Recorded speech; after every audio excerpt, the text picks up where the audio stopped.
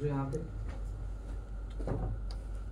ये इंस्ट्रूमेंट देखा एल नहीं, अच्छा इसका नाम है रबाब।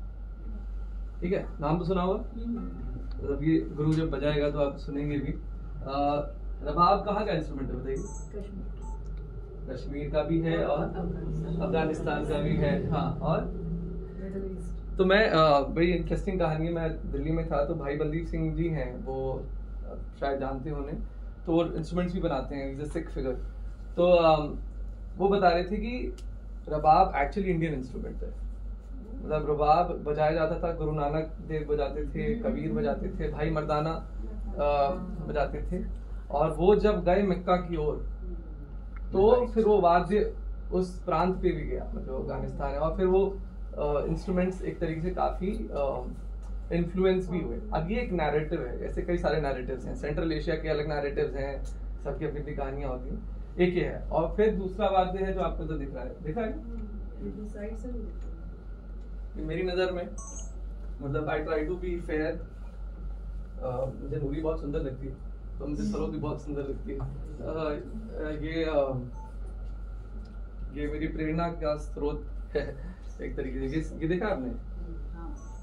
हाँ, ये सरोद है। कहा जाता है कि सरोद का निर्माण रबाब से हुआ, मतलब सरोद का जन्म रबाब से हुआ। सरोद काफी, वैसे देखा जाए तो रिसेंट इंस्ट्रूमेंट है, मुझे थोड़ा सा ये सब करना पड़ रहा है, पर तो सरोद बहुत रिसेंट इंस्ट्रूमेंट है। सरोद वैसे बोला जाता है कि 200-250 साल पुराना ही है, जबकि सुर श्रृंगार जो इसका एक तरीके से ध्रुपदी सरोद जो है वो थोड़ा और पुराना है।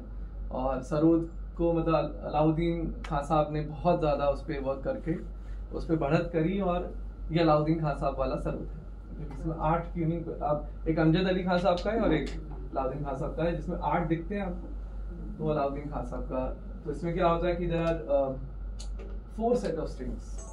ये सरोद बहुत इंटरेस्टिंग है, मतलब यूजुअली इंडियन इंस्ट्रूमेंट्स में, सॉरी पकड़ के रखना पड़ रहा है, मतलब तो सरोद में usually 3 set of, her Indian musical instrument में 3 सेट ऑफ स्ट्रिंग्स होती हैं। एक होती है मेलोडी, एक होती है तरफ, और एक होती है चिकारी। तो मेलोडी आप ये हो गए तार, आपके मेन तार। तरफ मतलब तरफदारी करना, यानी रेजोनेंट स्ट्रिंग्स होते हैं वो, जो अपने आप बजते हैं, वो आस देते हैं। हाँ, ये इनको बजाया नहीं जाता है, ये आप जब अपने आप बजते हैं, मतलब ये इनके दिल बजते हैं तरीके से। तो और चिकारी है एक लयकारी के लिए, तो एक बहुत ही हाई पिच्ड इंस्ट्रूमेंट होता है जो, हाँ, लेकिन इसमें एक और सेट ऑफ स्ट्रिंग होती है जो कि जोड़ के तार होते हैं। नहीं तो अच्छे से बजाना पता तो नहीं, ट्यून नहीं किया इसने, लेकिन ट्यून कर ले भाई, एसी में उतर जाता। तो ये देखिए यहाँ पे जो है ये जोड़ के तार है, जिसमें एक बड़ा इंटरेस्टिंग लेक्चर डेमोन्स्ट्रेशन नहीं करना चाहता हूँ मैं, लेकिन it's such a beautiful subject जिस पे कोई रिसर्च नहीं हो रही है और बहुत अनफॉर्चुनेट है। खैर, तो यहाँ पे जवारी की गई है, जैसे सितार में जवारी की जाती है। जवारी मालूम है कोई आपने? तानपुरा सुना आपने? तानपुरा में 4 तार होते, देखा होगा। आवाज कैसी आती है? ऐसे करके आवाज आती है एक थोड़ी सी, और गिटार में नहीं आती। ऐसा क्या होता है तानपुरा में जिसमें आ जाती है? तो तानपुरा में एक जो ब्रिज होता है वो कर्व्ड होता है।